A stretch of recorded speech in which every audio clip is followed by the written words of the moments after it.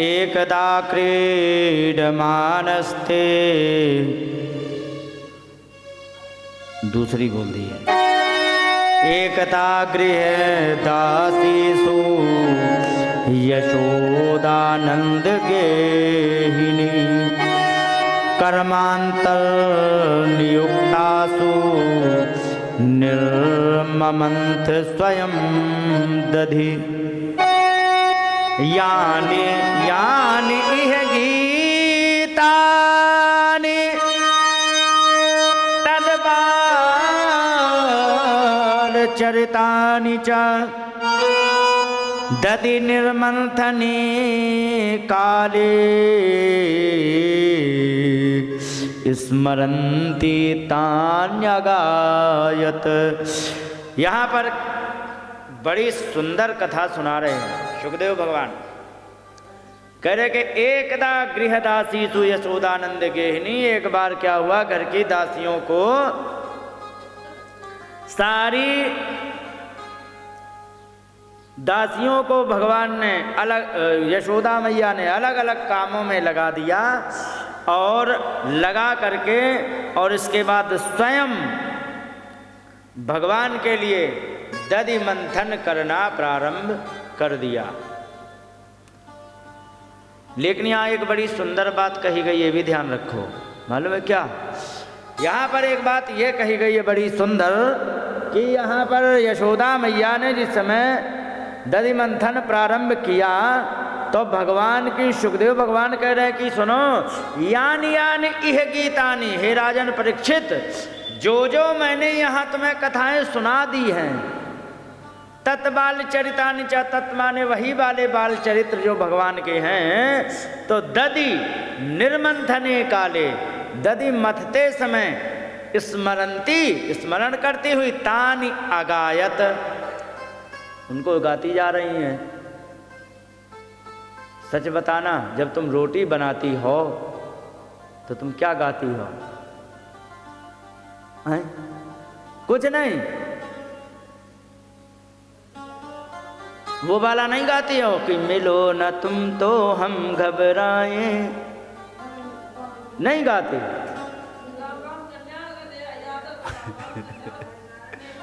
एक बार की बात सुना तुम्हें। एक बार मैं वृंदावन में परिक्रमा में लगा रहा था, वृंदावन की।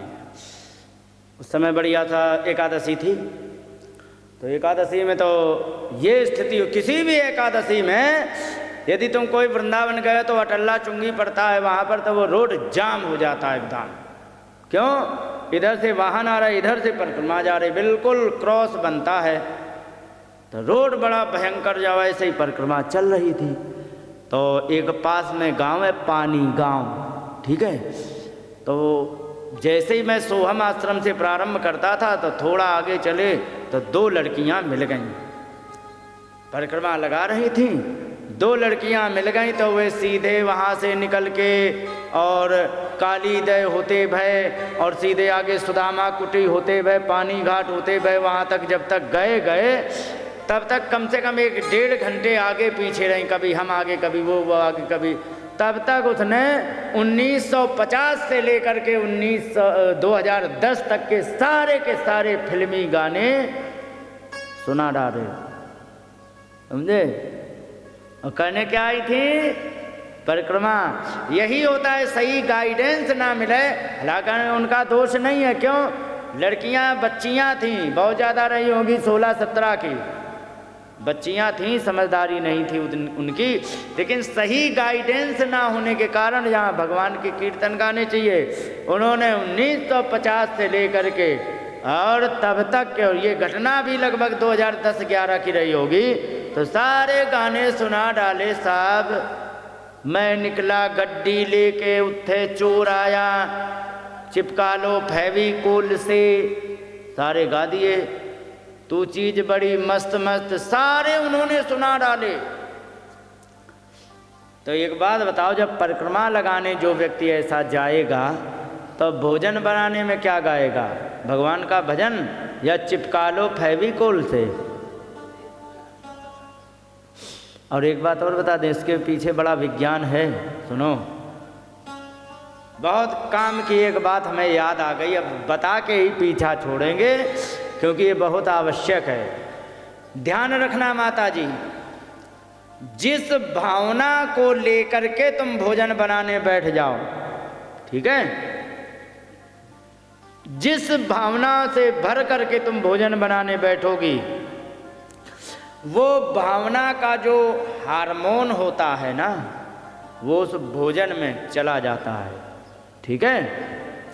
और वो भोजन अगर जो हार्मोन के माध्यम से भोजन में वो हार्मोन चला गया है, वो भावना चली गई है, तो ध्यान रखो जो भी भोजन करेगा उसको वही एक्टिवेट कर देगा जो हार्मोन गया है। समझ गए? पहले हमारे यहाँ कहते हैं कि भोजन बनाते समय, दधि मंथन करते समय, आटा पीसते समय माताएं भजन गाया करती थीं। मैंने तो अपनी तब छोटे छोटे थे, नानी गोद में ले लेती थी, कभी तंग भी बहुत करते थे नानी को, तो वे भजन गाया करती थी सवेरे से। तो कहने का मतलब ये होता है, इसीलिए ध्यान रखो, हमेशा भोजन बनाते समय और परोसते समय कभी भी तुम्हारे मन में नेगेटिविटी नहीं आनी चाहिए, नहीं तो पूरे परिवार को ले डूबेगा। ध्यान रखो। हाँ हैं? अब अगर जो कोई बहुत दुखी हो, उससे भोजन कभी मत बनवाओ। ध्यान रखो, कि वो दुखी होगी, रोई रोई भोजन बनाएगी, जो खाएगा वो रोएगा। और एक सुनो सावधानी, बहुत विचित्र सावधानी बता दें, मैंने अनुभव किया, बुला लिया घर में, महाराज हमारे घर में भोजन कर लेना, ठीक है माता आपके यहाँ पधारेंगे, आइए आइए। ये कौन है? अनीता है? कौन है? अच्छा जो भी है, आओ पधारो। तो बुला लिया, आजा आओ महाराज हमारे यहाँ भोजन, ठीक है तुम्हारे यहाँ भोजन करने आएंगे, और थाली सामने रख दी। अब वे अपने दादा से लेकर के खुद के जमाने तक के सारे दुख रो डाले। अब ईमानदारी से बताओ, वो भोजन खा के तुम्हारी काएं काएं सुने? सच बताओ, सच बताना। तो वो भोजन का सीमा नाम है तुम्हारा ही, ओ थैंक यू विराजो। तो ये बताइए, वो भोजन में तुम काएं काएं सुनने आया है या कोई भोजन करने आया है? मेरे जीवन में हुआ, 2-4 बार लगाया, कहाँ आ गए हम, इससे तो बिना खाए रह जाए तो अच्छा है। ध्यान रखो। अच्छा, पतियों के बाद पतियों की भी सेवा ऐसी करनी चाहिए। कैसे? पति आया है थक के, पत्नी का सबसे बड़ा धर्म क्या है कि पति थक के आया हो, मात्र एक क्षण में उसकी थकावट दूर करे। फॉर्मूला बताएं? फॉर्मूला बताएं कैसे एक क्षण में दूर हो जाएगा? जब जान लीजिए कि पति आने वाला है, मान लो सपोज दैट 5 बजे आ जाएंगे पति, तो उस मात्र 4:45 बजे तक तुम्हारा सारा मेकअप हो जाना चाहिए।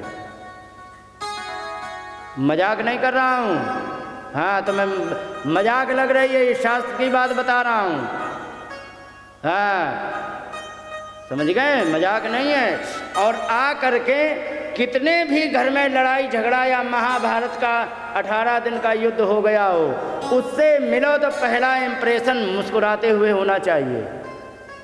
और मुस्कुराते हुए होने के बाद मुस्कुरा के जल दो, चाय दो, जो भी दो। इसके बाद भोजन करेगा, आया है थका हुआ, भोजन कराइए मुस्कुरा के, पता लगे कि कुछ नहीं है। और इसके बाद जब भोजन कर ले, 2-4 मिनट आराम कर ले, तब तुम अपना माथा पटको कि हमारे साथ ये हो गया वो या वो हो गया। अब क्या हुआ, तुम जैसे ही बेचारा एक तो दिन भर का मारा हुआ आया, ठीक है, और तुमने क्या किया, आ करके बुरो से मुँह बना के उसके सामने खड़े हो गए। वो आया कि घर में शांति मिल जाए, यहाँ उससे ज़्यादा शांति मिली। आदमी पागल हो जाएगा कि नहीं? प्यासा व्यक्ति कहाँ जाएगा? प्याऊ के पास। और प्याऊ ही सूखा पड़ा हो तो उसको परेशानी होगी कि नहीं? दिन भर का थका हुआ व्यक्ति घर में आएगा शांति के लिए, और यदि पत्नी ने मुस्कुरा के सम्मान कर दिया, सारी थकावट भूल गया। अब अगर जो तुमने उसके आते ही आते या झगड़े की बात बता दी या बुरों से मुंह बना के बैठ गए, तो ध्यान रखो उसको टेंशन हो जाएगी। और जिस समय भोजन देखा है कि कोई भोजन करते जा रहे हैं, ले ले ले ले ले मटर पनीर की सब्जी खा लो, लो लो लो लो लो सब्जी खाओ। अब कहते हैं सास ने हमारा ये कर दिया, देवरानी ने हमारा ये कर दिया, लो लो लो लो थोड़ी एक रोटी और खा लो। फिर इसके बाद वो लड़के बच्चे हमें बड़ा तंग करते, कैसे क्या करें, लो लो लो एक रोटी और खा लो। फिर इसके बाद बताओ उधार लेने वाला वो रोज़ हमारे प्राण पीता है, हम क्या करें बताओ। ईमानदारी से बताओ, रोटी खिला रहे या गोबर, बताओ ना, सच है कि नहीं। तो गृहिणी बहुत बड़ी वो होती है, इसीलिए लक्ष्मी बोला जाता है गृहिणी को, समझ गए। कहते कि व्यक्ति कहेगी पति आदर नहीं करता, अरे आदर वो कहाँ से करे, तुम आदर करने लायक छोड़ो। और फिर एक और चुटकुला सुना देते हैं। एक लड़के ने कहा, अरे तुमको मैं रानी बना के रखूँगा घर में, तुम आ जाओ मेरे घर। उन्होंने कहा, अरे वाह एक्सीलेंट, रानी बनने को मिलेगा। और आते ही 4 दिन के बाद बेचारे को गधा बना दिया। वे रानी बनना चाहती हैं, जिसकी रानी बनना चाहती उसे गधा बना रखे हो। तो गधा की पत्नी रानी होती कि गधी होती है? रानी बनना है तो पहले उसको राजा का सम्मान तो दो, तब तो तुम रानी बनोगी। उसे गधा बना रखे खुद रानी बनोगी, ये कैसे कॉम्बिनेशन बैठेगा। हालांकि चुटकुला ही है लेकिन है बड़ा सार्थक। तो ये चीज़ का ध्यान रखो, एक एक चीज़ बड़ी माइक्रो लेवल। इस भागवत के अंदर एक एक चीज़ को हम ईमानदारी से विस्तार कर दें तो 6 महीना लगेंगे भागवत करने में। यदि एक एक शब्द को यदि तरीके से कह दें, बहुत मोटिवेशनल ग्रंथ है, हर चीज़ में मोटिवेट करेगा ये तुम्हें। हर चीज़ में तुम्हें जियोग्राफी इसमें मिलेगी, एस्ट्रोलॉजी इसमें मिलेगी, और क्या कहते हैं वो मेल फीमेल रिप्रोडक्शन सिस्टम इसमें सारा लिखा हुआ है।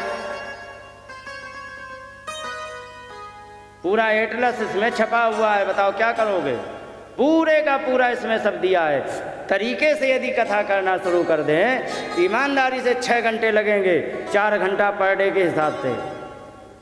तो कह रहे कि यानी यानी इह गीतानी, जो जो मैंने यहाँ पर तुम्हें सुनाए हैं, तत्बाल चरितानि चा, वे सारे के सारे बाल चरित्रों को दधि निर्मंथने काले, दधि निर्मंथन करते समय स्मरंती तान अगायत, उसका स्मरण करते हुए तान अगायत, उनको गायन कर रही हैं। ध्यान रखो, भोजन बनाओ। आजकल तो काम ही नहीं बचा। इनके ज़माने में बताओ कहाँ काम बचा है काम? नहीं तो तुम अपने बचपन को याद करो। तुम्हारी अम्मा 4 बजे जगती थी, क्यों माता जी? तुम्हारी अम्मा 4 बजे जगती थी, सबसे पहले चकिया चलाती थी, तो पूरे घर को पीस के खिलाती थी कि नहीं? और जैसे ही खाने पीने भर को हो गया तो गाय भैंस के लिए भी पीस के खिलाती थी। इसके बाद जैसे ही पीस के तैयार किया, तुरंत लेकर के मटकी बैठ गई, घमर घमर वहाँ पर चलने लगा, होता था कि नहीं? और ये करते करते बच जाते थे पूरे के पूरे 7 बजे बेचारी जाती थी, तब तक उजाला हो जाता था। तब तो गोबर डालती थी, फिर सानी चारा करती थी, स्नान करते करते भोजन बनाते बनाते उनको 12 बज जाते थे। 4 बजे से लेके 8 घंटे कंटिन्यू लगती थी कि नहीं? सच कह रहा हूँ कि ये उड़ी उड़ाई बातें हैं, सच है। अब इनके ज़माने में कहाँ काम बचा है? इनके ज़माने में और इनके ज़माने में क्या चटनी पीसना है? अच्छा ठीक है, चटनी पीसना है, सारे काट के उल्टे सीधे टमाटर झोंक दिए इसमें मिक्सी में, और मिक्सी में डाल के बटन दबाई, खुर्र बट गई चटनी, बन गई चटनी। खाओ पियो मौज लो, है कि नहीं? कौन दुखी है? देखो अब मैं तुम्हें बता दूं, साधन हो गए तो क्यों दुखी है, और साधन नहीं है तो क्यों नहीं दुखी है। असंतोषी व्यक्ति कभी भी जीवन में खुश नहीं हो सकता। कौन सा? असंतोषी व्यक्ति। और संतोषी व्यक्ति जीवन में हमेशा प्रसन्न रहेगा। और सुनो, जिसके घर में जितना अधिक काम होगा, फिजिकल वर्क ज़्यादा होगा ना, तो सारी बीमारियां दूर होंगी।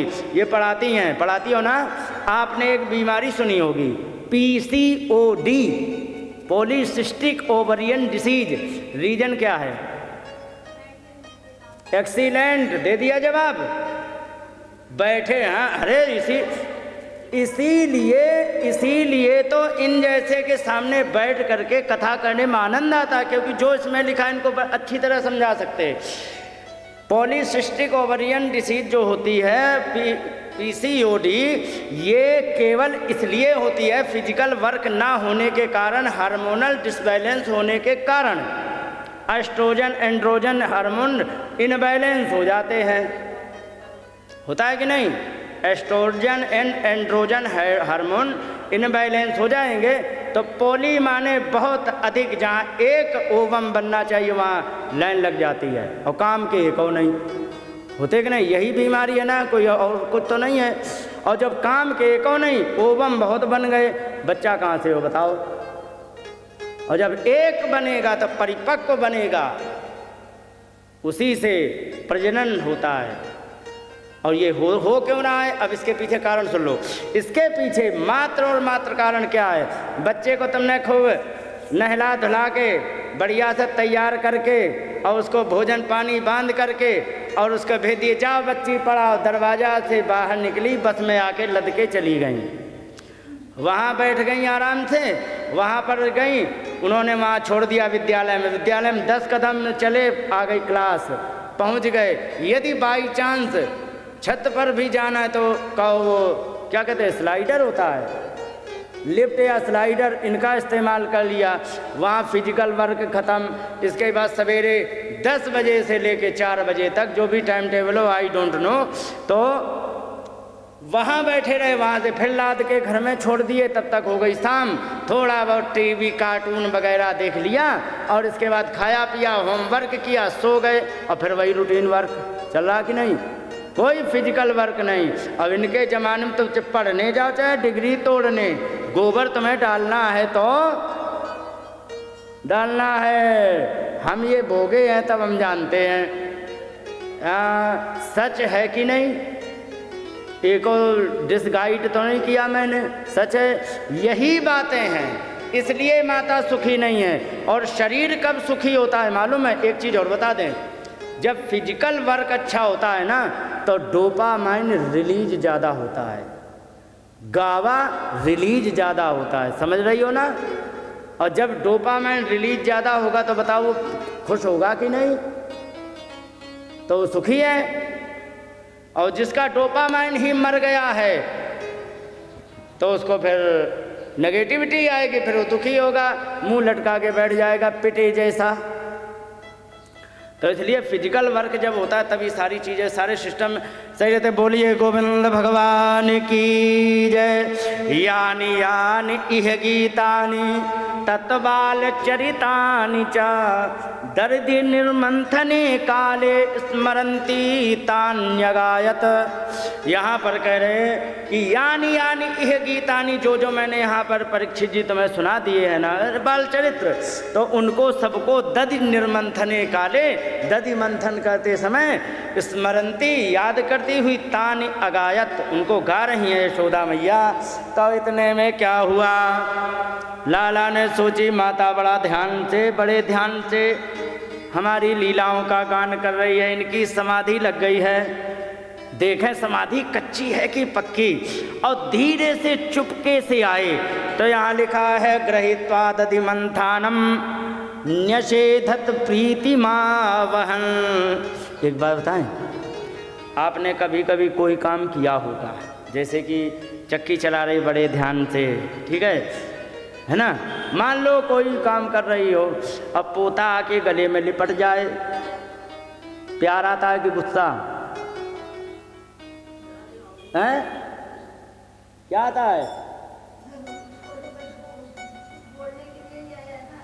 नहीं, छोटा सा पोता है, आ गया 2 साल का, लिपट गया गले में, तो प्यार आएगी कोई गुस्सा? प्यार ही आएगा। यहाँ पर यशोदा मैया बड़े ध्यान से स्मरण कर रही हैं, उनका उच्चारण कर रही हैं लीलाओं का, और दधि मंथन चल रहा है, ठीक है, दधि मंथन चल रहा, उन्हें पता ही नहीं है। तब तक धीरे से आए, घुटने बल चल के और पकड़ ली। अब जब उन्होंने खींचा, वो क्या कहते हैं, रई तुम्हारे यहाँ बोलते, दधि मंथानम, वो जो है रई, उसको तुरंत पकड़ लिया, न्यषेधत, रोक दिया, प्रीतिमावहन। बच्चा जब प्रेम ज़्यादा करेगा ना तो क्या कहेगा, मम्मी हमें दूध पीना, कहेगा कि नहीं, सोई मैया, हाँ हाँ आओ आओ आओ। मैया ने कही कि छत में दूध पीना, जाओ रोहिणी मैया से ले लो। नहीं मैया, हमें गैया को दूध नहीं पीनो, कहीं फिर हमें तो मैया को दूध पीनो, तो रोहिणी मैया कहाँ से देंगी। उन्होंने कहा अच्छा तुम्हें यही करना है, कोई बात नहीं। यहाँ पर माता ने तमंकमारूण पपायत्सनम स्नेहं श्रुतम सस्मित मीक्षति मुखम, बड़े प्रेम से गोद में उठा लिया खड़े खड़े। अच्छा एक बार तुम बताना सीमा जी, ये बताओ, हाँ हाँ सुनो, पहले सुनो फिर बताना, नहीं तो कौन सा यहाँ कोई एग्जामिनेशन चल रहा है कि तुम्हारी मार्किंग कट गई। सुनो, अच्छा ये बताओ, रई जो होती है कितनी बड़ी होती है?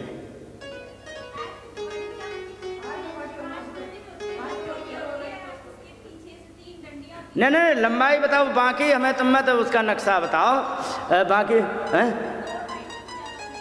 2-2.5 फुट से ज़्यादा नहीं होगी, यही है मॉडर्न ज़माने की समस्या। मथानी होती थी 6 फीट की, समझ गए? तो मैं आज की कथा सुना रहा हूँ क्या, तुम्हारी जय हो जाए। हाँ 6-7 फीट की होती थी तुम्हारे ज़माने में, आजकल तो दूध ही नहीं है। एक बार बताओ, 15 लीटर दूध दही है, ठीक है, उसको करना है, इतनी बड़ी मथानी से चल जाएगा? 7 फीट की होती थी, बांधी जाती थी उसमें, और ऐसे खड़े खड़े, क्योंकि झुकोगे कितनी देर, खड़े खड़े ऐसे खींचते थे, समझ गए? अरे छोटी में नहीं होता, बड़ी होती है। तो वहाँ पर खड़े खड़े यशोदा मैया, मोटी ताजी, खड़े खड़े यशोदा मैया मंथन कर रही थी। लाला ने कहा कि हमें दूध पीना, उन्होंने तुरंत वहीं खड़े खड़े गोद में लेकर के, और यहाँ पर लिखा है अपायत स्तनम, दूध पिलाना शुरू कर दिया। स्नेहम सस्मित मीक्षति मुखम, और स्नेह से, प्रेम के कारण, स्नुतम, ये विज्ञान आपको समझ में आए कि ना आए मैं नहीं कह सकता हूँ। इतना माता को प्रेम आ रहा था कि उनका दूध झर रहा था प्रेम से। ये प्रेम था भगवान के लिए। ये तभी अनुभव हो सकता, हो निश्चित जाएगा, ऐसा कुछ नहीं है। जब प्रेम इतना उबाल मारने लग जाए तो ये स्थिति आती है। तो यहाँ पर लिखा है कि स्नेह स्नुतम, स्नेह के कारण स्नुत माने टपक रहा है दूध। सस्मित मीक्षति मुखम, मुस्कुराते हुए, ईक्षति मुखम, मुख को देख रही हैं। फिर क्या हुआ कि इतने में आ गई कोई, कहने लगी अरे मैया देखो तो, बताओ, अरे तुम दूध रख के आ गई हो चूल्हे पे, क्योंकि हाँ वो गिरने लगा, अरे दूध गिरने लगा। लाला खड़े खड़े तो वैसे ही लिए थी। अच्छा एक बात बताओ, सच बताना, लाला को तुम गोद में लिए हो, ठीक है, और इतने में पता लगा कि रसोई घर में दूध उबल के गिरने लगा, ठीक है, क्या करोगी? लाला को फेंकोगी या दूध को निकल जाने दोगी? दूध को बचाओगे, लाला को? हाँ, तो तुम्हारी जैसी थी मैया, को ये अलग थोड़ी थी, लाला को फेंक दियो। हाँ, लिखा है कि अतृप्तम उत्सृज्य जवेन सायजौ, अतृप्त, पूरा पेट भी नहीं भरा, उत्सृज्य छोड़ दिया, जवेन माने दौड़ के गई। और क्यों गई? क्योंकि उस शिच्य माने पयसी त्वधित्रिते, क्योंकि दूध उबल के गिर रहा था तो लाला को फेंक दिया, पेट भी नहीं भरा, भाग गई। हाँ, लाला को गुस्सा आ गई, संजात कोपास्फुरितारुणाधरः संदष्ट तद्भि तदिमंथ भाजनम। और बड़ी तेजी से गुस्सा आई, मैया ने हमें देखो दूध पीते हुए पटक दिया। लाला कह रहे हैं मुझको दूध पीते हुए पटक दिया। और उनको बड़ी गुस्सा आई, और गुस्सा आई तो उन्होंने क्या किया, वो दधिमंथ भाजनम माने दही जिसमें चलाया जा रहा था वो बर्तन, और उसको क्या किया उन्होंने, भित्वा मृषासुर दृषदस्मना रहो। और उसी बर्तन को दृषदस्मना माने वो जो पीसने वाला पत्थर होता है, हाँ पीसने वाला पत्थर वहीं बगल में नमक मिर्च पीसने वाला वहीं रखा था, उन्होंने मारा, भटाक से फूट गया। जगास हय्यंगवमंतरंगता, और वहां पर खाने लग गए। और वहां पर जाकर के एक जगह हय्यंगव माने जो ताजा ताजा मक्खन निकला था, एक मटकी थोड़ी थी, एक दो का निकल चुका था। रोहिणी मैया भी लगी थी, जो नया निकला था वही गाय का पीला पीला मक्खन निकाल खाने लग गए। अब माता लौट के आई, थोड़ा दूध बचाने गए थी, यहाँ पर आए, पूरे आंगन में सफ़ेदी छाई, सफ़ेदी नहीं गुलाबी छाया हुआ है। क्यों? दही का रंग कैसा होता है? सफ़ेद की और कोई?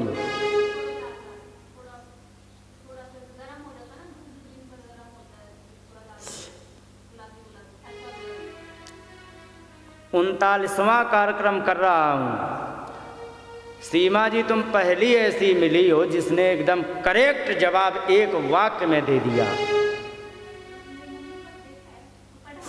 क्योंकि आज तक कोई जवाब इसका करेक्ट नहीं देता है। सच में जब दिन भर सुबह 8 बजे से 4 बजे तक गर्म होगा तो वो हो जाएगा गुलाबी, और वही वाला भरा था, बिल्कुल सही जवाब है, तो वही भरा था तो उन्होंने फोड़ डाली, एक की 10 मटकी हो गई, पूरे आंगन में दही दही। माता ने जिस समय देखा, अरे राम राम, और यहाँ पर कहा है स्फुरितारुणाधरा, गुस्से में होंठ फड़फड़ाने लग गए। हाँ, और है कैसे? अरुण अधरा, लाल लाल ओंठ है। एक बात बताएं, लाला कालो कालो, लेकिन ओंठ लाल लाल, वाह। हाँ, इस प्रकार से उन्होंने, और वहां पर जाके उतारे गोपी सुनृतम पयः पुनः प्रविष्ट संदिश्य च दध्य मत्प्रपम भग्नम विलोक ससुतस्य कर्म तत् जहात तम चापि न तत्र पश्यति। इसके बाद वहाँ पर देखा कि अरे राम राम, यहाँ फूटा पड़ा है मटका, लेकिन चारों तरफ देखा दिखाई नहीं पड़ा, गया कहाँ? ऐसे ऐसे करके देखा, नहीं मिले। तो वहाँ पर जा कर के उन्होंने जब ध्यान से देखा, अच्छा वो है, पोजीशन क्या बताई सुखदेव जी ने मालूम है? यहाँ पर लिखा है कि उलूखलांघ्रे रूपरि व्यवस्थितम। उलूखल जानते हो? हाँ, ऊखल, ऊखल के ऊपर, उपरि व्यवस्थितम, ऊखल के ऊपर चढ़ा हुआ है। लाला मैया ने देखा, और मरकाय कामम ददतः शिचि स्थितम।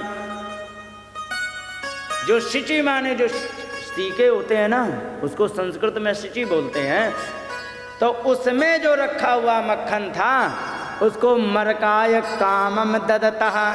कामम का मतलब है इच्छा अनुसार, जितना खाना उतना खाओ, ऐसे दे रहे, जितनी मर्जी होती हुई लेते जा रहे हैं। इसके बाद हय्यंगवम चौर्य विशंकिते क्षण, यहाँ हय्यंगव माने माखन की चोरी कर रहे हैं, इसलिए थोड़े सावधान इधर उधर चक्कर मकर भी देख रहे हैं। विशंकित ईक्षण, चोरी कर रहे हैं तो इसलिए विशंकित ईक्षण, चक्कर मकर देखते भी जा रहे हैं। हाँ, और इसके बाद निरीक्ष पश्चात सुतमागत मत शनई, और इस प्रकार से देखा तो शनई माने धीरे से वहीं किनारे पे खड़ी होकर के तमाशा देखने लग गई।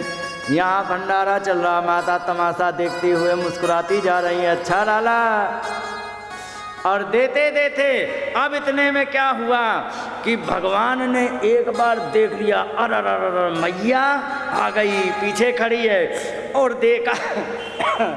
देखा कैसे कि तामात्यष्टिम प्रसमीक्ष सत्वरम, उन्होंने देखा मैया तो आई वो तो ठीक है, लेकिन आत्यष्टिम डंडा लिए हैं, अरा फिर क्या होगो। और जैसे ही देखा तो प्रसमीक्ष सत्वरम, जल्दी से ततो वरुह्यात पससार भीतवत, इतने में वह तुरंत कूद पड़े और पससार माने दौड़े, भीतवत डरे हुए की तरह। और इसके बाद गोप्यन्वधावन नयमाप योगिनो क्षेमं प्रविष्टुम तपसेरितं मनः, गोपी पीछे पीछे, लाला आगे आगे। सुखदेव भगवान फिर सचेत कर रहे कि सुनो ये कौन है, कही कि ये वो हैं यम अवाप, जिनको प्राप्त कर पाते हैं ना, योगी लोग जिनको नहीं प्राप्त कर पाते हैं। प्रवेष्टुन तपसेरितं मनः, और जिनको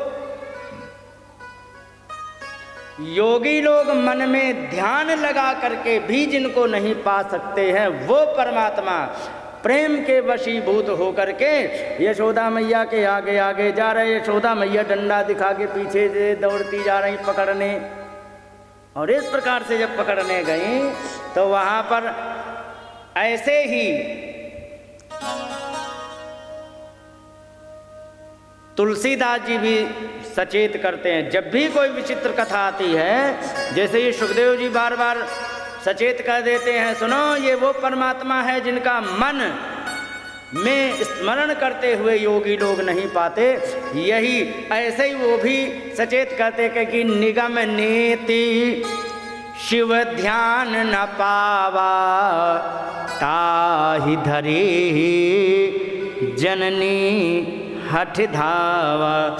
जिनका निगम न इति ऐसा नहीं है, इसका ये भी स्वरूप नहीं, कैसा तो पता ही नहीं कैसा है, वो परमात्मा को माता पीछे पीछे दौड़ती हुई जा रही हैं, और लाला आगे आगे राम जी भाग रहे हैं, और माता कह रही आ जाओ लाला भोजन करो, वे भगे चले जा रहे हैं। जरा सोचो, जो योगी लोग जिनको नहीं पा पाते हैं उसको परमात्मा प्रेम के वशीभूत होकर के उनके आगे आगे भागते हैं, भक्तों को खेल खिलाते हैं।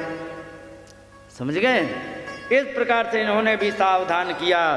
क्षमं प्रवेष्टुम तपसेरितं मनः, जैसे कि वे नहीं प्राप्त कर पाते हैं योगी लोग उस परमात्मा के पीछे, गोपी अन्वधामन, गोपी भी पीछे पीछे दौड़ पड़े, लगे रहो। इस प्रकार से यहाँ पर उन्होंने जब देखा तो कृतागसं तं प्ररुदन्त मक्षिणी कसन्तमंज मषिणी स्वपाणिना उदीक्षमाणं भैवविवलेक्षण हस्ते गृहीत्वा विषमन्यवागुरत।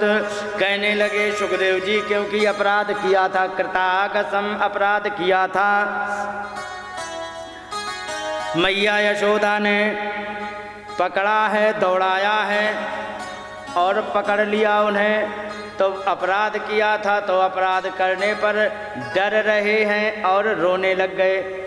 और यहाँ पर रोने लग गए तो कसंतम अंजन मषिणी स्वपाणिना, कसंतम माने आँखों को मल रहे हैं, लेकिन अंजन माने काजल के कारण, मषिणी माने काली काली आँखें हो गई। हिंदी पढ़ी हो कि केवल अंग्रेजी? मसी माने क्या होता है? मसी माने हैं? अरे वाह, एक्सीलेंट। तो मसी शब्द का मतलब स्याही होता, तो मषिणी मतलब स्याही वाली आंखें हो गई। तो काजल लगी हुई जब स्याही वाली आंखें होंगी तो काली काली होंगी कि नीली? तो वही बात वास्तव में पढ़ी लिखी है। हम एक टीचर की बात करते हैं, बोलने की तमीज नहीं, क्या बात कर दी। ये टीचर है, हम प्रिंसिपल को झाड़ के आए हैं, नाम बता दें कहो तो, समझ गए? हाँ, हाँ, क्या बात कर दी, हद हो गई। टीचर का मतलब नहीं है, मैं तो कुछ भी नहीं, मैं तो फटीचर भी हूँ, मैं कुछ नहीं। लेकिन फिर भी ज्ञान जो होता है ना, वो जो डिग्री या पोजीशन पर नहीं डिपेंड होता है। 12 की ढाणी में प्रिंसिपल रह के रिटायर 55,000 रुपये पेंशन पा रहे हैं, उनको भी भागवत सुनाई थी, लेकिन करेक्ट आंसर वो भी नहीं दे पाते थे।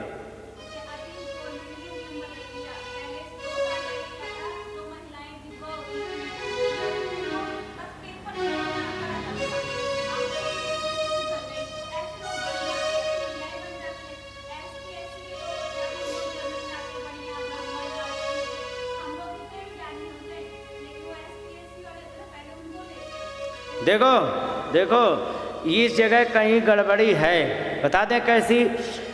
देखो, योग्य पुरुष को यदि ऊपर बैठाओगे तो योग्य व्यक्ति जब शासन करेगा तो योग्यता सिखाएगा। अब मूर्ख को राजा बना दो। एक बार तुम्हें कथा सुनाएं, ठीक है। एक बार क्या हुआ, पक्षियों में मीटिंग हुई, ठीक है।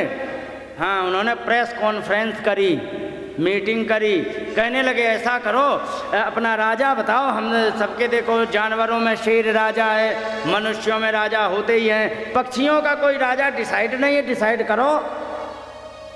उन्होंने कहा अच्छा, क्योंकि बात ठीक कही तुमने। तो वहाँ पर मीटिंग हुई, उसमें कौआ, मोर, चिड़िया, गौरैया तमाम प्रकार के आ गए और उल्लू भी आया। तो ऐसा करो, कहीं सुनो, उल्लू को बना दो तुम, क्या राजा, उल्लू को राजा बना दो। कौआ ने कहा वो तो सब ठीक है, उल्लू को तो तुम राजा तो बना दो। राजा किस लिए होता है कि रक्षा करने के लिए। एक बार बताओ, इसे दिन में दिखता है? कहे कि नहीं, जब इसे दिखता ही नहीं है तो रक्षा हमारी क्या करेगा, समझ गए। तो दिखना भी तो चाहिए रक्षा के लिए। तो जब मूर्ख आदमी ऊपर बैठेगा तो नीचे सारा मामला गोबर गणेश हो जाएगा। अब अगर शिक्षित व्यक्ति ऊपर बैठेगा ना, लिखा है अपूज्यायस्त पूज्यन्ते, जहाँ पर अपूज्य व्यक्ति पूज्य बन जाता है तो वहाँ बड़ी दुर्दशा होती है, दुर्भिक्ष होता है, धर्म का नाश हो जाता है। इतना समय नहीं सारे श्लोकों का अर्थ करने का, वो तो कहीं और का है। तो कहने का मतलब है कि अयोग्य व्यक्ति यदि ऊंचे पे बैठेगा तो सत्यानाश ही करेगा, समझ गए। हाँ, अयोग्य व्यक्तियों ने तो विद्यालय तक खोल लिए हैं, तो राम जी के नाम पर तो बस स्टार्ट नहीं हो रही है। और जैसे ही ईसु ईसु बोलने लग जाओ, जो भी कहते हैं उनको, ईसा मसीह का, उनका नाम लिया तो बस स्टार्ट हो गई। ये सब तमाशा चले हैं भारत के अंदर, तो मैं क्या बताऊं, तुम तो सब जानते ही हो, समझ गए। हाँ, तो ये मूर्ख आदमी जब होगा तो ऐसे ही तमाशा करेगा। तो ये चीज़ें हैं। तो यहाँ पर मशीनी काली काली हो गई हैं आँखें, स्वपाणिना अपने ही हाथ से मसल रहे थे। और इसके बाद उदीक्षमाण भय विह्वलेक्षण, आँखें ऊपर को करके देख रहे हैं, क्योंकि भय से विह्वल ईक्षण, भय से डरी हुई आँखें हैं। और हस्ते गृहीत्वा विषमन्त्यवा गुरत, हाथ पकड़ करके डांटने लगे, क्यों रे ऊधम करता है। और एक बात और बता दें, माता के हाथ में कितनी भी गुस्सा हो माता, लेकिन लाला हाथ में आ गया, वो रोने लग गया पहले से, तो पहली बात तो माता वार करेगी नहीं, ठीक है।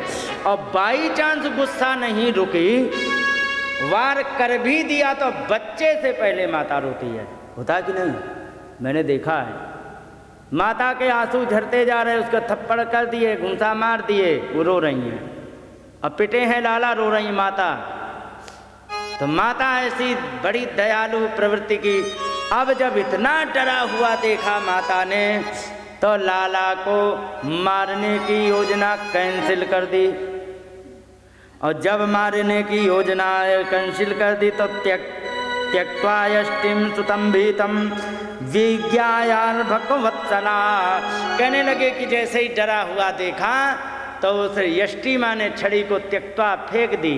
और फेंक करके, क्योंकि बच्चे को भीता है विज्ञाय, भीतम विज्ञाय, डरा हुआ जान करके, क्योंकि अर्भक वत्सला, बच्चे से बड़ा प्रेम करने वाली है माता। और इसके बाद ये शिकिलतं बद्धुम दामना तद्वीर्य कोविदा। सुखदेव जी ने फिर से को इशारा कर दिया कि माता ने बांधने की योजना बना ली, और बांधने की योजना से रस्सी ले ली। क्यों बांधने की योजना बनाई? सुखदेव भगवान कह रहे परीक्षित जी सुनो, क्योंकि अवीर्य को वीर्य अकोविदा, वीर्य माने पराक्रम को, अकोविदा जानती नहीं है, समझती ही नहीं है कि लाला हमारा है क्या प्राकृतिक बच्चा है या पर ब्रह्म परमात्मा जो सृष्टि को चलाने वाला है, वो आज हमारे इशारे पर नाच रहा, नहीं जान पाई। और इस प्रकार से उन्होंने बांधने की योजना बनाई। और सुखदेव जी ने कहा सुनो, नान चातर बहिर्यस्य न पूर्व नापि चापरम पूर्वापरम बहिर्चांतर जगतो योच जगच्चयः, जिसके ना तो भीतर कुछ है, लिखा है ना च अंतर, अंदर कुछ भी नहीं, ना बहिर्यस्य, जिसके बाहर भी कुछ नहीं है, लेकिन ना जिसका पूर्व है ना पर है, ना आदि है ना अंत है। सीधे समझ गए। और इसके बाद सुनो, यहाँ लिखा है बहिरंतर जगतो योच जगच्चयः, जो जगत के बाहर जो परमात्मा है और जो जगत के अंदर परमात्मा है, उस परमात्मा को नहीं समझे, बात अभी नहीं समझ पाए ना, मैं समझाता हूँ। देखो, जो परमात्मा ना तो अंदर है ना बाहर है। अच्छा, कितने लोग मानते कि मेरे आत्मा के भी अंदर परमात्मा है? कितने लोग मानते हैं? कोई एक आध? सब मानते हैं। तो यदि तुम्हारे अंदर भगवान है तो क्या सामने नहीं है? तो सामने भी है। तो उसे ना तो तुम अंदर मानो ना बाहर मानो, या तुम अंदर भी मानो तो बाहर भी है, या फिर इस संसार से परे मान लो, ठीक है? तो इस संसार में भी है। जिनमें संसार है या जो संसार में, दोनों बातें हैं। बड़े माता जी, ये वेदांत का विषय है, ऐसे नहीं समझ में आएगा। ये तो तभी इसका ट्रीटमेंट हो सकता है जब आईसीयू में लगातार कंटिन्यू भर्ती रहो। तुलसीदास जी कहते हैं कि तबहि होए सब संशय भंगा, जब बहुकाल करिए सतसंगा। हिंदी जानते हो तो चौपाई तो समझ जाती होंगी स्पष्ट। जब बहुत समय तक आप सत्संग करोगे तब ये बातें समझोगे, समझे? हाँ, इसलिए ये वेदांत का विषय है। तो गोपी को लूखल दामना बबद्ध प्रकृति यथा, उन्होंने, गोपी ने दाम माने रस्सी से उनको बांधने का प्रयास किया।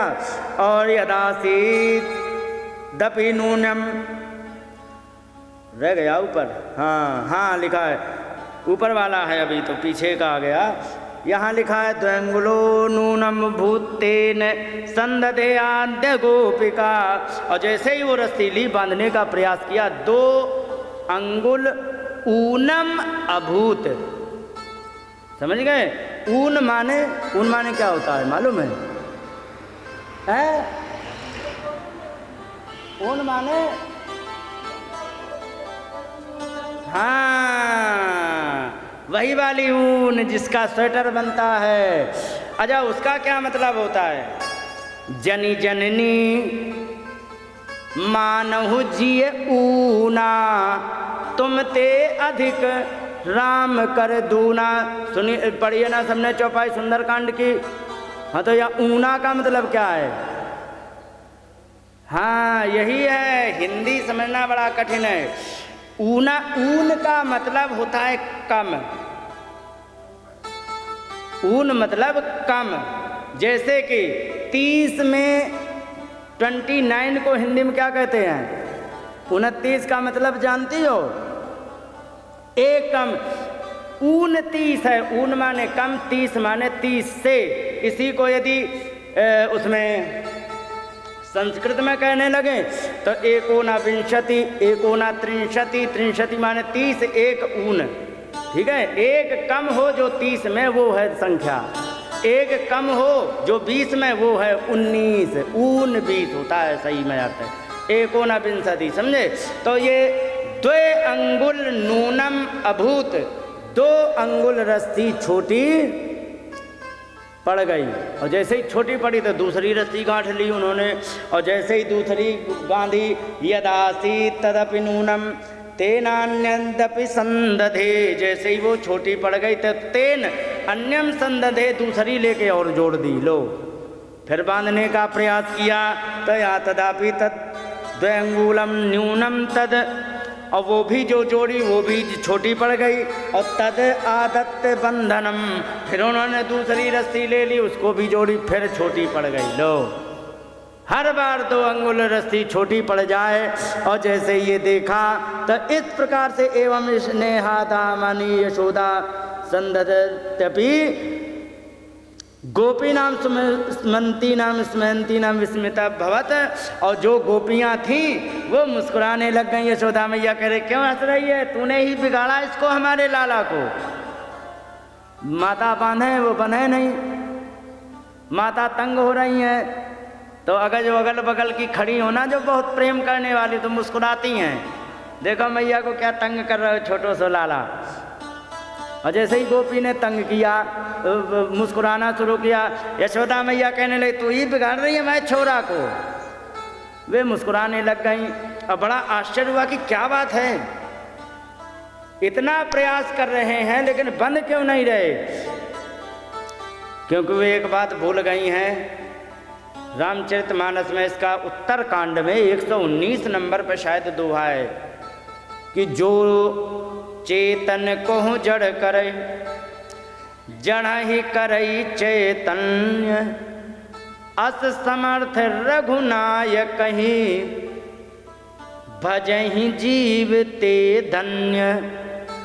जो चैतन्य को जड़ कर दे और जड़ को चैतन्य कर दे, वो सामर्थ्य उस परमात्मा में है जिसको वो बांधना चाहती है। तो परमात्मा, वहाँ गोपियाँ देख रहे हैं कि वे मोटे हो नहीं रहे हैं और रस्सी बांधे तो कम ही पड़ती जा रही। क्या मतलब है? तो उसका मतलब यही है कि वो रस्सी को समेट दे रहे। परमात्मा है भाई, वो तो कुछ भी कर सकते। और इस प्रकार से जब देखा तो माता इतनी परेशान हो गई, बार बार रस्सी दौड़ के लाती हैं, जोड़ती हैं, फिर बांधती हैं, फिर छोटी पड़ती, फिर दौड़ के लाती, फिर जोड़ती, इतनी परेशान हो गई। तो यहाँ पर बताया है, कहाँ गया, हाँ, स्वमातु शून्य गात्रायाम विस्तृत कब्र अंबर सृजः। कह रहे हैं कि यहाँ पर क्या हुआ कि उनका कब्र माने होता है जूड़ा, ठीक है। जूड़े में लगे हैं फूल, वो बिखर गया, ज़्यादा काम करे तो बाल लपेट लेते खुल जाता है ना, तो जूड़ा खुल गया। और माला जो स्त्रग माने माला थी वो भी विस्तृत बेकार हो गई इतनी मेहनत करने में। और दौड़ दौड़ करके अब 1.5 कुंटल की इनकी तरह ज़्यादा आना जाना, फास्ट मूवमेंट किया तो शून्य गात्रा, पसीना पसीना हो गई। और जब भगवान ने देखा कि इतनी पसीना पसीना हो गई हैं, तो भगवान ने दृष्ट्वा परिश्रमम कृष्ण, भगवान ने जब देखा कि माता बड़ी परेशान हो गई हैं, तो कृपया शीत स्वबंधने। तब भगवान ने सोचा कि अब तो माता को बड़ा तंग कर लिया, अब तो बंद ही जाना। लाला के पकड़ के, जब लाला ने ही संकल्प कर लिया बंधने का, तो बंध गई और बांध दिया उखल में, चल तुझे ऐसे ही बंधा रहेगा। माता चली गई काम करने। और जैसे ही माता काम करने गई तो यहाँ पर क्या हुआ कि लाला ने सोचा कि अब एक और उधारी चुका दी जाए। समझे? किसकी? नलकूबर मणिग्रीव। यहाँ पर यमलार्जुन, आपने यमलार्जुन सुना है ना? यमलार्जुन का मतलब क्या होता है? नहीं जानते? ठीक है, एक्सीलेंट। सही उत्तर बताने वाला भी हमें उतना प्यारा होता, तुरंत जवाब देने वाला भी उतना प्यारा होता। क्यों मालूम है? क्योंकि उसने ना किया, अपनी बात कह दी कि हमें नहीं आता, अब हम बताएंगे। यमल माने होता है जोड़ा, है ना। और अर्जुन माने 2 अर्जुन के पेड़ खड़े थे। हाँ, अर्जुन माने यमलार्जुन का मतलब यमल अर्जुन, अर्जुन के 2 पेड़ खड़े थे। और सोचा कि ये भी है, इनका भी, इनकी उधारी चुकानी है।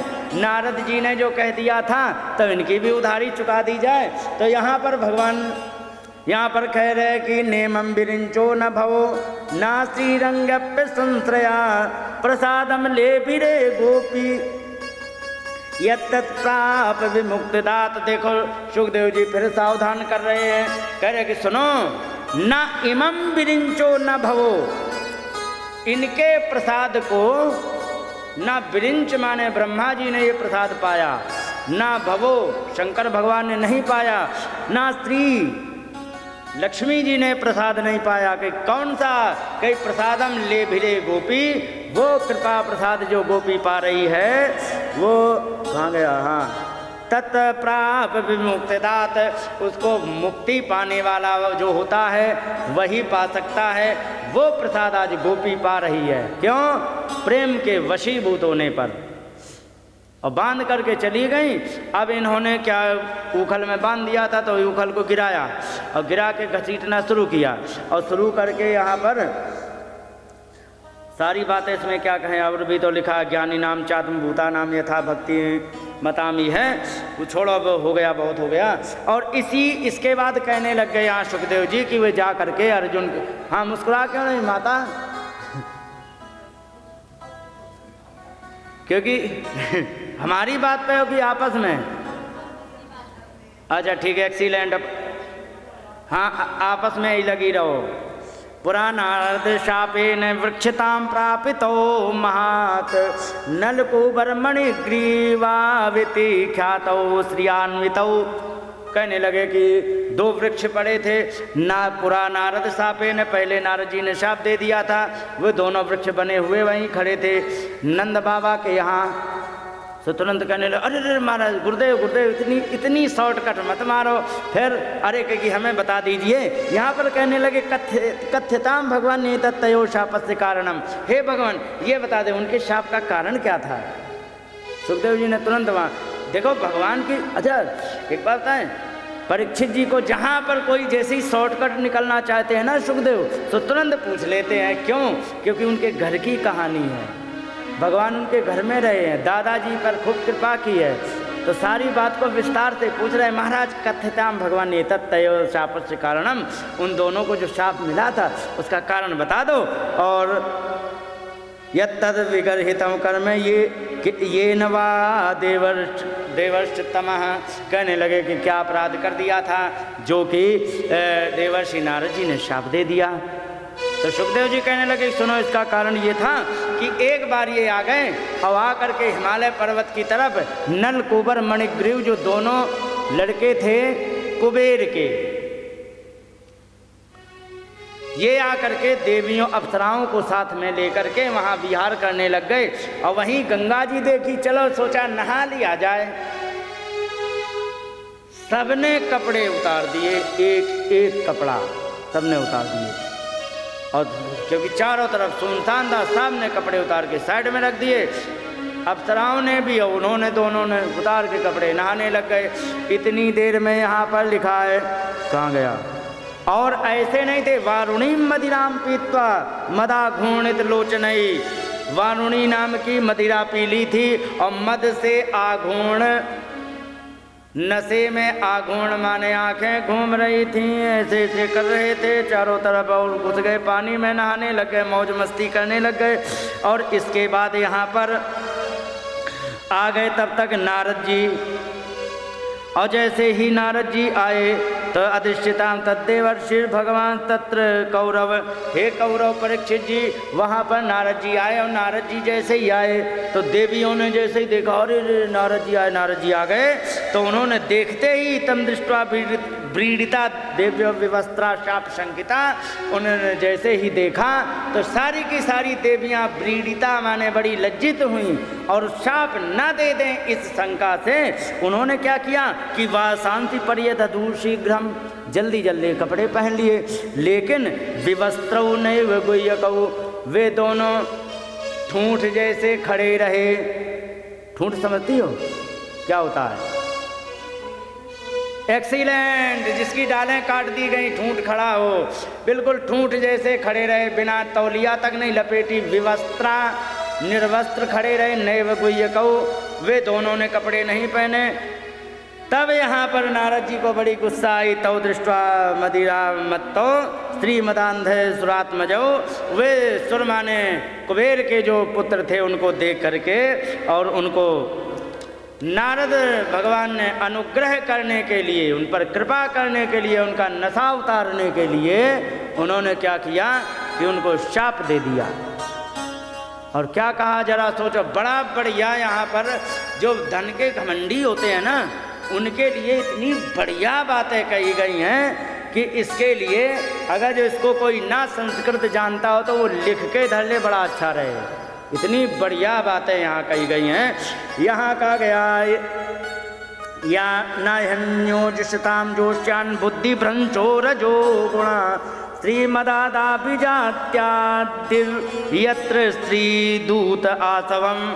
कहने लगे कि देखो तो धन के अभिमान का इतना बड़ा दोष है कि अन्य किसी भी बात का इतना बड़ा दोष नहीं होता है। चाहे जाति का अभिमान हो, चाहे रूप का अभिमान हो, ये कोई भी अभिमान इतना बड़ा अभिमान नहीं होता है जितना बड़ा धन का अभिमान होता है। और धन के अभिमान से क्या होता है कि दूत जुआ खेला जाता है, स्त्री किराए वाली, समझ गए, हाँ, वे आने लग जाती हैं। और आसवम राधे राधे भी होता है, समझे। एक बार बताओ, राधे राधे जब होगी तो चखना चाहिए होगा कि नहीं, है ना। तो अगला श्लोक क्या कह रहा है ये सुन लो कि हन्यते पशुवो यत्र निर्दयरजितात्म भी, उन अजितात्म भी, उन इंद्रिय लोलुप धन के अभिमानी लोगों को फिर क्या चाहिए, क्या करते हैं कि हन्यते पशुवो यत्र, मुर्गा काटते हैं और उनको खा जाते हैं, क्योंकि निर्दयी ही, दया नहीं होती है उनके अंदर। अजितात्म भी मन्यमानैरिमाम देहम अजरम मृत्युम नश्वरम। क्यों उन्हें काटते हैं मालूम है? इसलिए काटते हैं कि ये तो मुर्गा है, इसकी क्या औकात है, ये बकरा, इसकी क्या औकात मेरे आगे, हम तो इंद्र हैं साक्षात, हमारा कौन क्या बिगाड़ लेगा। अपने आप को मन्यमानम इमाम देहम अजरम, इस देह को अजर मानते, माने कभी बुढ़ापा नहीं आएगा, ऐसा मानते हैं। और जबकि है कैसी, मृत्युम नश्वरम, जबकि ये नश्वर शरीर है। नश्वर का मतलब हर क्षण तुम्हारा शरीर मर रहा है। मर रहा कि नहीं, ईमानदारी से बताओ। किसी दिन 5 साल की गुड़िया थी, आज 60 साल की बुढ़िया हो गई, नष्ट हो रहा है कि नहीं। नित्य प्रति जिस दिन से जन्म हो गया है और आज तक शरीर प्रत्येक दिन मर रहा है। उदाहरण दे दें, एक बार बताओ, जयपुर से दिल्ली ट्रेन जाती है, ठीक है, और जयपुर से दिल्ली के लिए ट्रेन जाती है, खड़ी है जयपुर स्टेशन पर, और जयपुर से चलने लग गई, ठीक है, तो दिल्ली पास हो रही कि दूर, पास आ रही ना धीरे धीरे, और जयपुर पीछे छूट रहा है, छूट रहा कि नहीं। तो अपने जीवन के 2 ही स्टेशन हैं, सबसे पहला तो हो चुका, अगला स्टेशन बाकी। हाँ, बीच में छोटे छोटे ब्लॉक हट, ब्याह हो गया, बच्चे हो गए, पोते हो गए, छोटे छोटे ब्लॉक हट आएंगे, लेकिन वो स्टेशन नहीं है। आखिरी स्टेशन मृत्यु का है। तो जन्म का स्टेशन छूट गया तो यात्रा कहाँ की जा रही है बताओ। तो हर क्षण ये शरीर मर रहा कि नहीं। और एक बात और बता दें, आज तक, हाँ, और एक बात और नारद जी कह रहे हैं कि देव संगीतम अप्यंते कृमिविट भस्म संगीतम भूत दुख तत्कृते स्वार्थम किम वेद निर्योयतः। भले ही ये देवता के समान शरीर है, मनुष्य का शरीर है कि नहीं, देवता के समान है, क्योंकि सेंटर में खड़े हो, ठीक है, चाहो तो तुम नीचे चले जाओ, चाहो तो तुम, है कि नहीं, ऐसा है। देव संगीतम, देव जैसा शरीर है, लेकिन अंत में है तो आउट ऑफ, विदाउट गारंटी का तो है ना, आउट ऑफ वारंटी अलग हो गया, विदाउट गारंटी है ना, कितने दिन चले कोई पता तो है नहीं। और इसका है क्या, अंतिम क्या बनेगा, क्रीमी। अगर जो मान लीजिए कोई जा रहा हो रास्ते में, अमरनाथ कोई गए नहीं गए, अमरनाथ गए नहीं गए, अमरनाथ की पहाड़ियाँ 3-3 किलोमीटर गहरी हैं, ठीक है।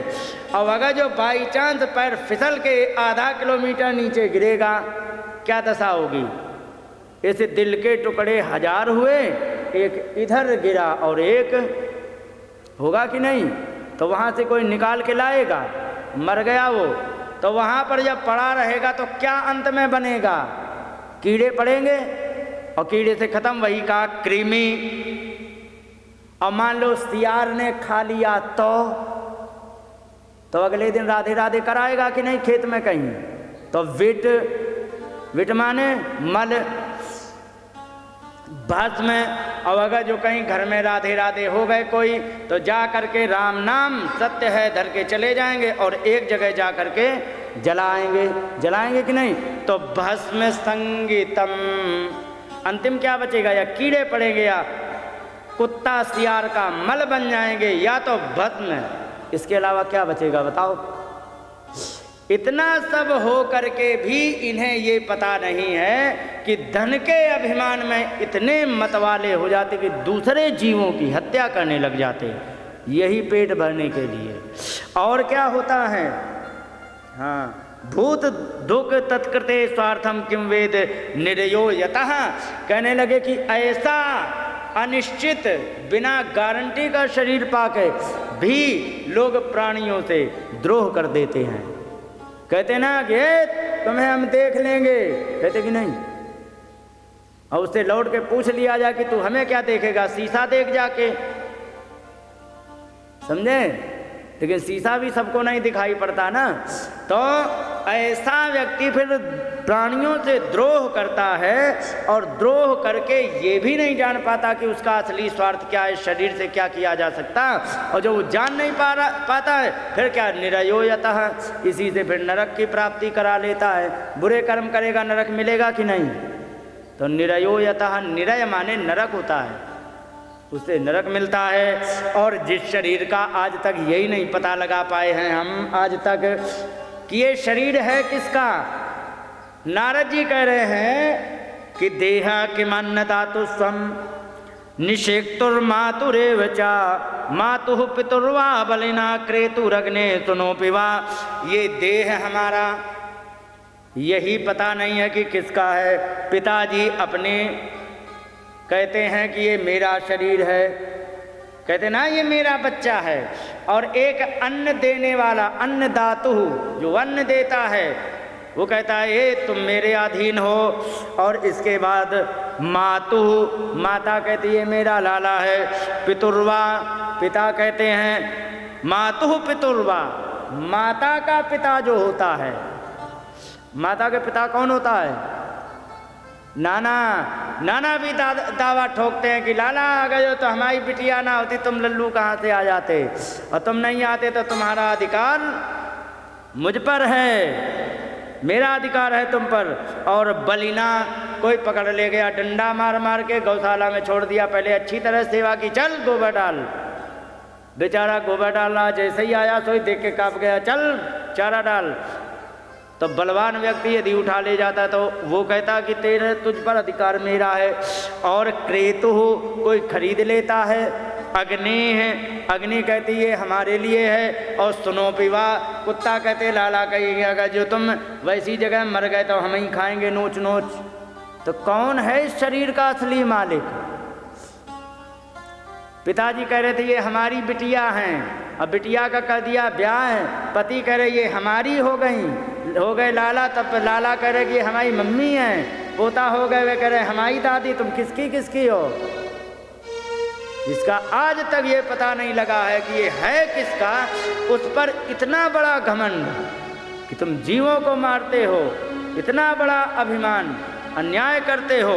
और इसके बाद असतासी मदान्धस्य दरिद्रम परमंजसा एवं साधारण देवम अव्यम को विद्वान चलो छोड़ो इसको छोड़ो।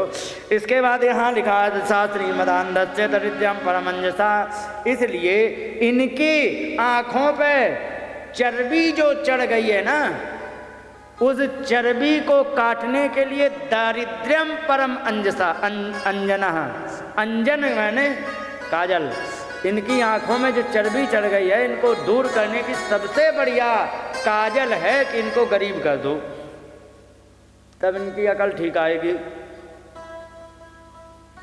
आत्मोपम्येन भूतानि दरिद्र परमीक्षते, अपने जैसा व्यक्ति दूसरे को समझता है। दरिद्र व्यक्ति जब अपने जैसा दूसरे दरिद्र व्यक्ति को समझता है तो फिर उसके दर्द को भी समझेगा।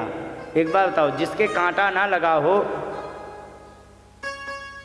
तो वो क्या दर्द समझेगा दूसरे के कांटे को। एक बात और बता दें, ईमानदारी से बताना, आप लोग सोच के पढ़ी लिखी खूब हो। अब तुम ये बताओ, जब तुम्हें भूख लगी हो तब तुम भोजन बढ़िया परोसोगी या खुद खा चुकी हो तब भोजन बढ़िया परोसोगी? रिप्लाई समझे नहीं आई इनको? अरे तुम्हारी जय हो जाए। जैसे रिश्तेदार बैठ गया हो, हैं? सुनो तो, अभी तुम भी नहीं समझे। रिश्तेदार तुम्हारे यहाँ आया, ठीक है, और उस समय तुमने भोजन कर लिया है, तो उस समय तब तुम्हें ज़्यादा बढ़िया परोसने में लगेगा, उसको अच्छी तरह भरपेट भोजन करा पाओगे, या तब जब तुम्हें खुद लगी हो भयंकर भूख उसे करा रहे हो? क्या विचार है? खा के फिर कराओगे? उत्तर गलत है, उत्तर गलत है, ऐसा कुछ नहीं है। पहले समझो, ध्यान रखो, जो व्यक्ति स्वयं भूखा वो परोस रहा हो, उसकी चाहे नाक तक रोटी आ गई हो, क्योंकि खुद भूखा तो उसे वो भूखा ही दिखता है, तो ज़्यादा भोजन कराएगा, तबीयत से भोजन कराएगा, क्योंकि उसे हमेशा भूखा दिखेगा चाहे वो खा के चला जाए। और जिसका पहले ही पेट भरा हो ना, उसने चाहे श्री गणेश किया हो, क्योंकि खुद का पेट भरा तो उसकी भूख का अंदाज़ा नहीं होगा। तो जो भूखे में भोजन परोसता है ना, वो ज़्यादा भोजन कराता है। ध्यान रखो, क्यों कराता? क्योंकि खुद उसे भूख का कष्ट हो रहा तो समझता उसको भी। यही बात यहाँ कह रहे, क्योंकि दरिद्र व्यक्ति खुद परेशानियों को झेल करके आया है, तो दूसरे के दर्द को वो अच्छी तरह से समझ गए। यही बात, हाँ, अरे समझ में नहीं आया तो काहे को फिर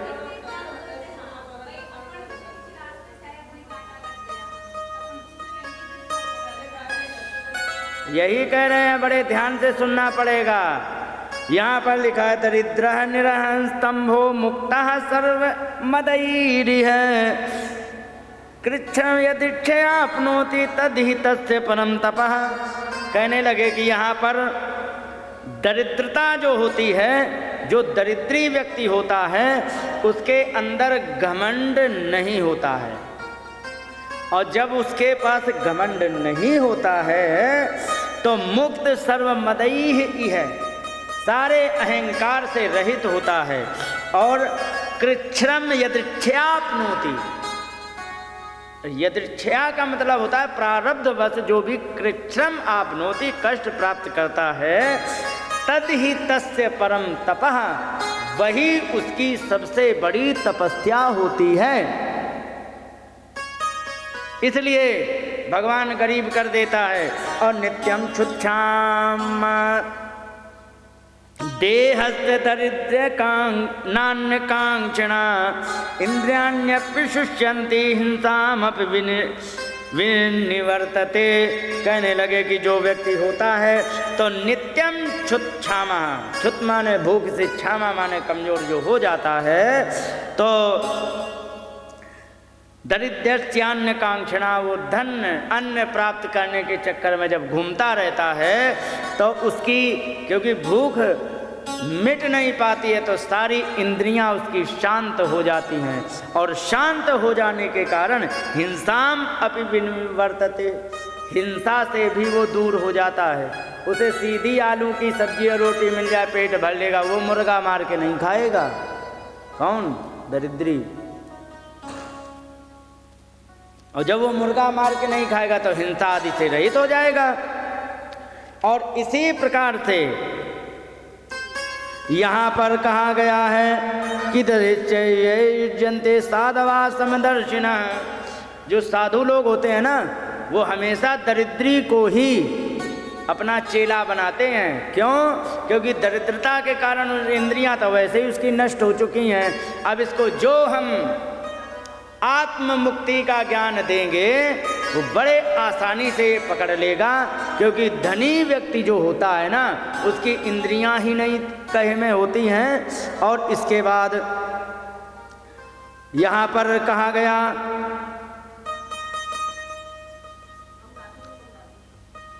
लेकिन आजकल कलयुग का ऐसा प्रभाव आ गया है क्या कि अगर जो कोई बाबा जी चेला भी बनाएगा ना तो बड़ा बढ़िया धनी को बनाएगा। मालूम है क्यों? क्योंकि बाबा को भी मुक्ति नहीं चाहिए और जो चेला आया है उसको मुक्ति नहीं देगा वो। और नाम क्या जोड़ देते हैं साहब कि हाँ साहब आजा तुम्हें भगवान से मिला देंगे, और जबकि भगवान से तो नहीं मिला देते हैं, उसकी जेब जरूर ठंडी कर देते हैं। माने बहाना करेंगे मुक्ति का और काम बनाएंगे अपना जेब ठंडा करने का। मतलब क्या निकला? कहीं पर निगाहें, कहीं पर निशाना, कहीं पर उसके ताक रहे हैं जेब की तरफ, और वास्तव में निगाहें क्या बता रही हैं, निशाना क्या लगा रहे हैं? यही बात है कि धन तो चाह रहे हैं लेकिन रास्ता मुक्ति, उपदेश मुक्ति का करेंगे। इसलिए यहाँ पर अतोर्हत स्थावरताम स्याता नैव यथा पुनः, इस प्रकार से अब तुम जाओ स्थावर योनि में जन्म लो, वृक्ष बन जाओ। और इस प्रकार से जब कहा तो उन्होंने हाथ जोड़े, महाराज क्षमा कर दो, हमसे गलती हो गई। और इस प्रकार से जब उन्होंने कहा तो वहाँ पर वृक्ष बन गए। उन्होंने कहा चलो चिंता मत करो, जब हाथ जोड़ रहे हो, क्षमा मांग रहे हो तो जाओ भगवान के घर के वृक्ष बनोगे और भगवान के स्पर्श मात्र से तुम्हारा कल्याण हो जाएगा। और जैसे ही स्पर्श मात्र से कल्याण होगा तो तुम अपने पिताजी के यहाँ चले जाना, जाओ तुम। और यहाँ पर अब सुखदेव आगे की कथा सुना रहे हैं कि सुनो, इतना जब हो गया, ये मैंने जो आपको बात बताई ये कारण था, अब यहाँ की तो सुन लो। क्योंकि बताओ गुरुदेव फिर क्या हुआ? तो क्योंकि फिर हुआ ये कि लाला ने जैसे खींचा, ऊखल का स्पर्श हुआ वृक्षों में हल्का सा लगाया, इतने में भरभराए के दोनों के पेड़ गिर पड़े। और जैसे ही दोनों पेड़ गिर पड़े वहाँ पर यहाँ लिखा है तत्र श्रिया परमया ककुभा स्फुरन्तौ सिद्धा उपैत्य कुजयोरिव जात वेदः कृष्णं प्रणम्य शिरसाखिल लोकनाथ बद्धांजलि विरजसा विदमुचतु स्म। कहने लगे कि बड़े ही चमकदार दोनों देव के पुत्र प्रकट हुए चमकते हुए। और जैसे ही दोनों देव चमकते हुए प्रकट हुए तो यहाँ पर कृष्ण को प्रणाम किया, हाथ जोड़ करके, और प्रणाम करके उनसे कहा कि तुमने हमारा कल्याण कर दिया। और इन्होंने यहाँ पर स्तुति की है। स्तुति में केवल नामों को मैं तुम्हें नमस्कार करता हूँ, मैं तुम्हें नमस्कार करता हूँ। और अंत में एक वरदान मांगा कि वाणी गुणानुकथनो श्रवणों कथायाम हस्तौ च कर्मस मनस्तौ पादयोर्नः स्मृत्याम शिरस्तौ निवास जगत प्रणामे दृष्टिम सततम दर्शनेस्तु भवत्तनूनाम। उन्होंने कहा कि मेरा ये वाणी जो है ना नित्य निरंतर आपके गुण कथन का वर्णन करती रहे। और इसके बाद श्रवणौ कथायाम, हमारे कान दोनों ये आपकी कथा में लगे रहे। हस्तौ च कर्मसु मनस्तव पादयोर्ना, हमारे हाथ आपका कर्म करने में लगे रहें। स्मृत्याम शिरव तव निवास जगत प्रणामे, हमारी स्मृति हे जगत के जगत जिनको प्रणाम करता है भगवान, आप स्मृति हमारी उनमें लगी रहे। दृष्टिम सताम, हमारी दृष्टि संत महात्माओं के चरणों में लगी रहे।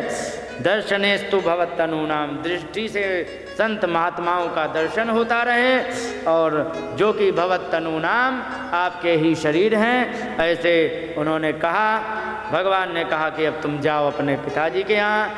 इस प्रकार से यहाँ पर बड़ी ही सुंदर लीला का वर्णन सुखदेव भगवान ने करके सुनाया। बोलिए गोविंद भगवान की जय।